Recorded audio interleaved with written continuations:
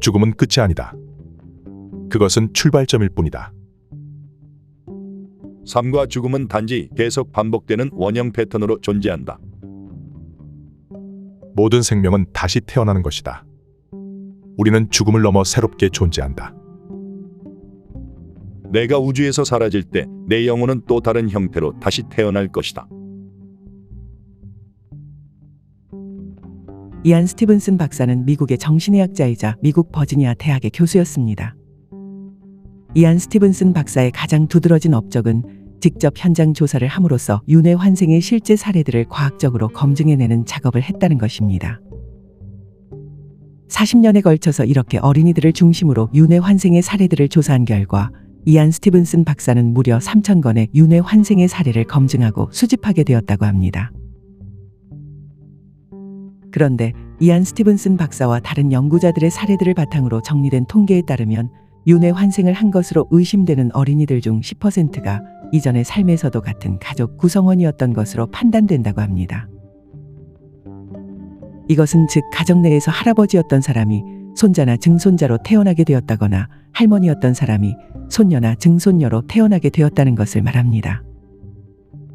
이런 어린이들이 보여주는 두드러진 특징은 자기가 만난 적 없는 돌아가신 할아버지나 할머니에 대해서 이미 잘 알고 있다는 점이고 그들만이 알고 있을 만한 정보를 말한다는 점이며 그들을 연상하게 하는 특유의 행동을 보여준다는 것입니다.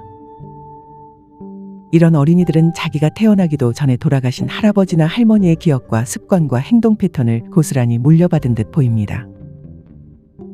재미있는 것은 서아프리카, 발리, 미얀마, 아메리카 등의 원주민들과 에스키모족들에게는 일찍부터 사망한 사람이 같은 가족 혹은 같은 부족으로 환생할 것이라고 예상하는 문화가 있다는 것입니다. 예를 들어 서아프리카 요르바족은 남자아이들에게는 아버지가 돌아왔다 라는 뜻의 바바툰데를 말하고 여자아이들에게는 어머니가 돌아왔다 라는 뜻의 예툰데를 말하는 관례를 가졌다고 합니다. 그들은 또한 최근에 사망한 부족원들 중 누가 돌아왔는지 확인해보기 위해서 아기에게 고인의 유품을 알아보는 것을 테스트하는 등의 행사를 진행하기도 합니다. 이번 영상에서 살펴볼 흥미진진한 윤회 환생 사례는 사연자의 할머니가 사연자의 딸로 환생한 경우입니다.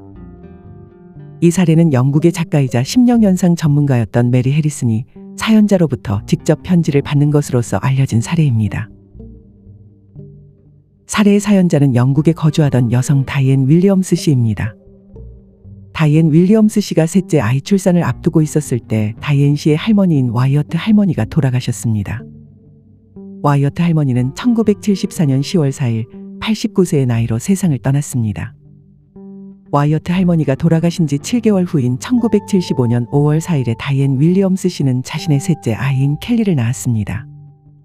그런데 놀랍게도 셋째 아이인 켈리는 돌아가신 와이어트 할머니를 연상시키는 언행을 반복적으로 행함으로써 주변 어른들을 당혹스럽게 했습니다. 시작은 켈리가 2살이 되었을 무렵이었습니다. 어느 날 켈리는 이모인 팸의 무릎 위에 앉아 있었습니다. 그런데 갑자기 팸 이모에게 고개를 돌리고 이렇게 말하는 것이었습니다.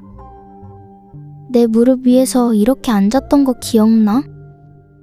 다이앤 씨와 그녀의 여동생 팸 씨는 어린 꼬마가 무의미한 말을 한다면서 웃었습니다. 그런데 켈리는 이렇게 덧붙였습니다. 넌 클레오파트라 헤어스타일로 머리를 묶었고 내가 빗어줬어. 다이앤 씨와 팸 씨는 침묵하게 되었습니다. 켈리의 이모인 팸 씨는 실제로 20년 전 5살 무렵에 그와 같은 헤어스타일을 했었고 그녀를 위해 머리를 빗어주던 사람은 바로 와이어트 할머니였습니다. 클레오파트라라는 단어를 2살짜리 켈리가 알고 있다는 것도 또한 미스터리였습니다. 켈리의 놀라운 말은 여기서 그치지 않았습니다. 사랑스런 빨강 얼룩무늬 드레스는 마음에 들어? 켈리가 언급한 드레스는 몇 년 전에 와이어트 할머니가 팸을 위해 사줬던 드레스였지만 버려서 지금은 없는 것이었기 때문에 어머니인 다이앤 씨와 이모인 팸 씨는 놀랄 수밖에 없었습니다. 다이앤 씨는 켈리가 태어나기 전에는 환생에 대해서 전혀 믿지 않았던 사람이었지만 딸이 태어난 이후로 생각이 완전히 바뀌었다고 합니다. 그녀는 이렇게 말했습니다. 나는 죽음 이후의 삶이나 환생을 믿지 않았어요.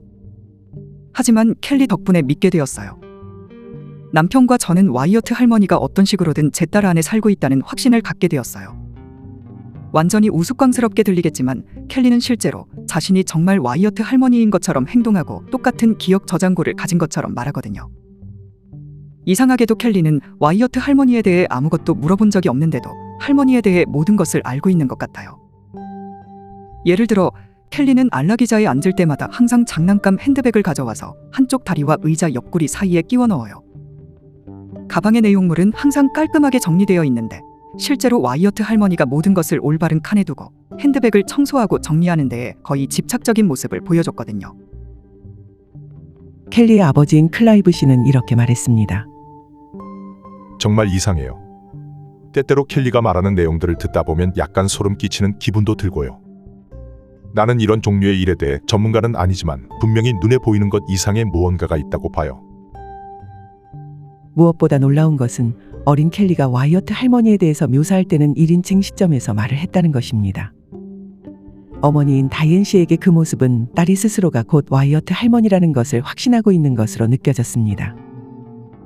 또한 어린 소녀 켈리는 이상하게도 지금으로부터 100년 전 시대인 빅토리아 시대에 유행했던 패션에 유난히 관심과 애정을 갖는 모습도 보여줬습니다.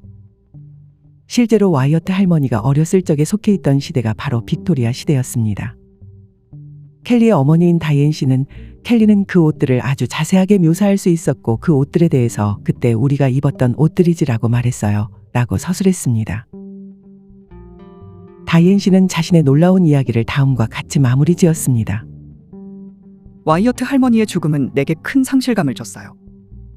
하지만 켈리가 와이어트 할머니와의 설명할 수 없는 초자연적인 연결고리를 보여주기 시작한 이후로 나는 할머니가 여전히 여기에 계신다는 것에 깊은 확신을 갖게 되었어요. 일찍이 외국의 여러 시인들은 윤회와 환생에 대해서 노래했습니다. T.S. 엘리엇은 The Wasteland에서 고대의 신화와 현대의 상황을 연결하여 생명과 죽음, 환생의 복잡성을 노래했고 랭스턴 휴스는 그의 시 The Negro Speaks of Rivers에서 강의 이미지를 통해 인류의 역사와 영혼의 재탄생을 그려내어 윤회를 묘사했고 라이너 마리아 릴케는 The Duino Elegies에서 존재의 순환성을 탐구하며 삶과 죽음의 연결을 시도했습니다. 이외에도 다양한 문화의 시인은 윤회 환생이라는 신비로운 주제를 각자의 고유한 방식으로 표현해왔습니다. 생과 죽음이 반복되는 거대한 윤회 환생의 흐름 속에서 우리는 각자마다 인연을 맺고 경험을 쌓으며 성장해 나갑니다. 윤회 환생에 대한 믿음은 단순히 철학적 사유를 넘어서 우리 삶에 깊은 의미를 부여합니다. 우리는 윤회 환생의 과정 속에서 지혜와 이해와 연민을 키워나갑니다. 또한 윤회 환생은 사랑하는 이들과의 연결감을 지속시킬 수 있게 도와줍니다. 영상의 내용이 여러분에게 영감이 되었기를 바라며 이번 영상을 마치도록 하겠습니다.